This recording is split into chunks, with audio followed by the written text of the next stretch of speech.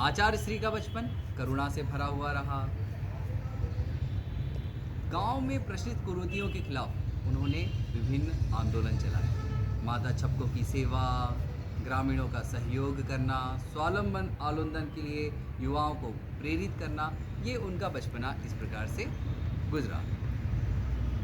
10 वर्ष की आयु में बनारस हिंदू विश्वविद्यालय के अंदर महामना मदन मोहन मालवीय जी से उन्होंने उपनयन संस्कार कराया और गायत्री मंत्र की दीक्षा ली। मदन मोहन मालवीय जी ने उन्हें बताया कि ब्राह्मण के लिए गायत्री दिव्य कामधेनु गाय के तरह होती हैं, जिसको आचार्य श्री ने गांठ बांध ली। तब से आचार्य श्री ने गायत्री की साधना में पूरी निष्ठा के साथ में लग गए। एक विशेष दिन बच्चों, एक विशेष दिन आया 18 जनवरी 1926 का। परम पूज्य गुरुदेव अपनी पूजा के कक्ष में साधना में बैठे हुए थे। तदुपरांत एक दिव्य प्रकाश की छवि उभरी, जिसमें उन्होंने अपने दादा गुरु के दर्शन किए, जिन्होंने उन्हें अपने पिछले 3 जन्मों का विवरण दिया कि आप पिछले 3 जन्म में कौन थे।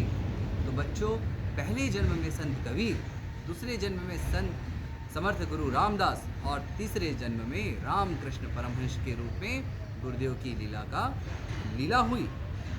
और इस जन्म के लिए उन्होंने परम पूज्य गुरुदेव को विशेष मार्गदर्शन दिया कि तुम्हें 24 वर्ष तक गायत्री मंत्र के 24 महापुरुष चरण करने हैं और ये इन 24 वर्षों में तुम्हें सात्विक आहार ग्रहण करना है। तो बच्चों, परम पूज्य गुरुदेव ने 24 वर्ष तक गाय को जौ खिलाते थे और जब गाय गोबर देती थी तो उसमें से जो जौ है वो प्यूरिफाई होकर निकलता था। उसको गुरुदेव सुखाते थे, उसका आटा पीसते थे और बिना नमक बिना शक्कर के जो छाछ है उसके साथ में 24 वर्ष तक इस प्रकार से साधना में रत रहे।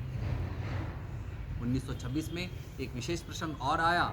उन्होंने एक अखंड दीपक की स्थापना की। आज हम शांति कुंज जाते हैं और दर्शन करते हैं अखंड दीपक के। 1940 में अखंड ज्योति पत्रिका का प्रकाशन प्रारंभ किया। विशेष 1927 से 1933 का जो जीवन रहा गुरुदेव का, वो स्वतंत्रता संग्राम के लिए में सक्रिय भागीदारी के रूप में हुआ। एक समय ऐसा भी आया बच्चों, जब गुरुदेव स्वतंत्रता संग्राम के लिए एक रैली में भाग ले रहे थे और उस रैली पर अंग्रेजों के द्वारा आक्रमण कर दिया गया। गुरुदेव के हाथ में राष्ट्रीय ध्वज तिरंगा था। उस ध्वज को लेकर वो चले जा रहे थे। अंग्रेजों ने गुरुदेव पे प्रहार किया और गुरुदेव पे प्रहार करते गए। गुरुदेव ने उस झंडे को छोड़ा नहीं और अंत तक अपने हाथ में पकड़े रहे और झंडे का एक कोना अपने मुख में दबा लिया और अंग्रेज मारते रहे। इस प्रकार वो बेहोश हो गए। जब अस्पताल में उनको ले जाया गया, जब उनका ट्रीटमेंट किया गया, तब उनके मुख से झंडे का एक कोना मिला। तब से स्वतंत्रता संग्राम के इस आंदोलन में पंडित श्री राम शर्मा आचार्य जी को श्री राम मत का एक नया नाम दिया गया। इसी प्रकार इस ड्यूरेशन में उनको एक बार जेल भी जाना पड़ा, जिसमें आसनसोल जेल में उन्होंने मदन मोहन मालवीय जी से, स्वरूपा रानी नेहरू से, रफ़ी अहमद किदवई से मुलाकात की, देवदास गांधी से भेंट की और उन्होंने स्वतंत्रता संग्राम की आगामी योजनाओं के बारे में बताया। आचार्य श्री ने अपने जीवन में विशेष रूप से महर्षि अरविंद आश्रम, साबरमती आश्रम, शांति निकेतन के भी परिचर्चा की। इस प्रकार से गुरुदेव धीरे धीरे अपने क्रम को आगे बढ़ाने लगे। एक युग परिवर्तन की इस वेला को प्रकट करने के लिए, हम सबके समक्ष लाने के लिए विभिन्न जगह पर उन्होंने प्रवचन भी की। इसी क्रम में युग निर्माण योजना का उन्होंने प्रतिपादन किया। सतसूत्रीय कार्यक्रम दिए गायत्री परिवार को कि हमें गायत्री परिवार के कार्यकर्ताओं को, निश्चित कार्यकर्ताओं को इन सतसूत्रीय कार्यक्रम के माध्यम से युग निर्माण की अभियोजना में पार्टिसिपेट करना है, जिसमें उन्होंने कहा मनुष्य में देवत्व का उदय और धरती पर स्वर्ग का अवतरण। तो दोस्तों, ये कैसा होगा? तो उसके लिए उन्होंने एक टेक्नोलॉजी भी दी, व्यक्ति निर्माण, परिवार निर्माण, समाज निर्माण।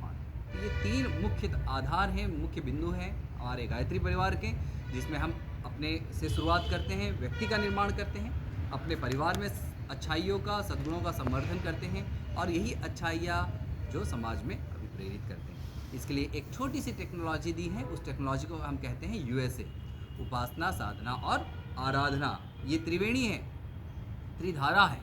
इस त्रिधारा के माध्यम से हम अपने आप को बेहतर बनाते हैं, अपने परिवार को बेहतर बनाते हैं और हम आगे बढ़ते हैं। गुरुदेव ने प्रथम पुस्तक हु एम आई, मैं कौन हूँ, मैं क्या हूँ, इसको लिखा और 3000 से ज़्यादा पुस्तकों का लेखन का कार्य भी किया। एक दोस्तों, इसी क्रम में एक विशेष प्रसंग आता है क्रांति धर्मी साहित्य। गुरुदेव ने कहा कि मैंने एक तराजू लीजिए, उसके 2 पल्ले पर जितना साहित्य लिखा है उसको एक पल्ले पर रखिए और एक पल्ले पर क्रांति धर्मी साहित्य की 20 पुस्तकों को रखिए, तो ये पुस्तकों का वज़न मेरे अभी तक लिखी गई पुस्तकों से ज़्यादा होगा। तो दोस्तों, हम इसको इस प्रकार से कह सकते हैं कि क्रांति धर्मी साहित्य जो है वो निचोड़ है, वो पूरे मिशन का, गुरुदेव के विज़न का निचोड़ है। इस निचोड़ को यदि हम पढ़ेंगे, अपने जीवन में आत्मसात करेंगे, तो निश्चित रूप से हम लाभान्वित होंगे। हमारी प्रमुख स्थापनाएं, पहली, जहाँ पर गुरुदेव का जन्म स्थल है आवलखेड़ा, वहाँ पर एक बहुत ही अच्छा शक्ति स्तंभ है। दूसरा, अखंड ज्योति संस्थान, जहाँ से परम पूज्य गुरुदेव ने अखंड ज्योति पत्रिका का प्रकाशन प्रारंभ किया। अखंड ज्योति हम साधकों के लिए, हम लोगों के लिए एक गुरुदेव के नाम की परिपाटी है, गुरुदेव के नाम की पत्रिका है, गुरुदेव के नाम का संदेश है। यदि हम इसका पाठन करते हैं, इसका चिंतन मनन करते हैं, तो हमें अच्छी अच्छी प्रेरणाएँ मिलती है, अच्छे अच्छे संदेश मिलते हैं, अच्छे अच्छे कार्य करने के लिए इच्छा शक्ति जागृत होती है। इसके बाद में गुरुदेव ने स्थापित किया गायत्री तपोभूमि मथुरा, जहाँ पर गुरुदेव ने हम जैसे युवाओं के लिए एक टकसाल खड़ी की कि किस प्रकार से हम युग निर्माण योजना में अपनी भागीदारी कर सकते हैं। फिर 1971 में गुरुदेव तपोभूमि को छोड़कर शांति कुंज आ गए, शांति कुंज की स्थापना की। शांति कुंज को हम 21वीं सदी की गंगोत्री भी कहते हैं। मनुष्य बनाने का कारखाना शांति कुंज हम लोग कहते हैं। फिर इसके बाद में ब्रह्मचर्य शोध संस्थान की स्थापना की, जहाँ पर गुरुदेव ने अध्यात्म और विज्ञान का समन्वय किया। देव संस्कृति विश्वविद्यालय, बच्चों आप जहाँ पढ़ रहे हो, ये देव संस्कृति विश्वविद्यालय गुरुदेव का स्वप्न है। 1964 की अखंड ज्योति में गुरुदेव ने लिख दिया था कि बच्चों, हम एक ऐसे विश्वविद्यालय की स्थापना करना चाहते हैं जहाँ सच्चे मनुष्य, बड़े मनुष्य, महान मनुष्य बनाने की आवश्यकता को पूर्ण किया जा सके। अब ये हमारी जिम्मेदारी बनती है कि हम अपने आप को कितना सच्चा, कितना अच्छा, कितना ईमानदार, कितना जिम्मेदार, कितना बहादुर बनाते हैं। गुरुदेव ने सप्त क्रांतियों का सूत्रपात किया, इसको हम सप्त आंदोलन कहते हैं। ये सप्त आंदोलन अखिल विश्व गायत्री परिवार की आधार है, आधार स्तंभ है। इन 7 आधारों के स्तर पर हम कार्य करते हैं। पहला साधना, जिसमें हम यज्ञ, जिसमें हम जप, जिसमें हम ध्यान, जिसमें हम विभिन्न संस्कारों को क्रियान्वयन करते हैं। साधना के माध्यम से अपनी शक्तियों का अभिवर्धन करते हैं। शिक्षा, स्वास्थ्य, स्वावलंबन, नारी जागरण, पर्यावरण संरक्षण, पर्यावरण संरक्षण को भी गुरुदेव ने इतना ही महत्व दिया। और अंत में 7वां कुरीति उन्मूलन एवं नशा निवारण। ये 7 हमारे की पॉइंट्स हैं, कुछ की एक्टिविटीज़ हैं जिसके माध्यम से हम लोग परफॉर्म करते हैं, काम करते हैं। शांति कुंज में जब आप आएंगे तो बहुत कुछ देखने को आपको मिलेगा। आप लोगों ने विजिट भी किया होगा। समाधि स्थल, गायत्री माता मंदिर, सप्त ऋषि, भटके हुए देवता का मंदिर, देवात्मा हिमालय, अखंड दीपक, गुरुदेव का कक्ष, ये सब हमें प्रेरित करते हैं आगे बढ़ने के लिए। ये सब हमें आंदोलित करते हैं कि परम पूज्य गुरुदेव ने जिस आधारशिला को रखा है, युग निर्माण योजना के लिए हमें बुलाया है, उसमें हमारी क्या भूमिका होगी। तो दोस्तों, एक छोटा सा ट्रेनिंग सेंटर है शांति कुंज, जिसमें आप संगीत का प्रशिक्षण ले सकते हो, स्वावलंबन का प्रशिक्षण ले सकते हो, कर्मकांड का प्रशिक्षण ले सकते हो, और विभिन्न क्रम जो भी आपका जहाँ इंटरेस्ट है, आप उस इंटरेस्ट को पूरा करते हुए युग निर्माण योजना में अपनी भागीदारी कर सकते हो। पूरे 16 संस्कार हमारे यहाँ पर होते हैं। गुरुदेव ने इस युग के अनुरूप विशेष जो बताया है, जन्म दिवस और विवाह संस्कार, ये दोनों संस्कार ऐसे हैं जिसको गुरुदेव ने विशेष रूप से ऐड किया है हमारे 16 संस्कारों में। तो इन संस्कारों के माध्यम से भी हम लोगों को प्रेरित कर सकते हैं एक अच्छा इंसान बनने के लिए।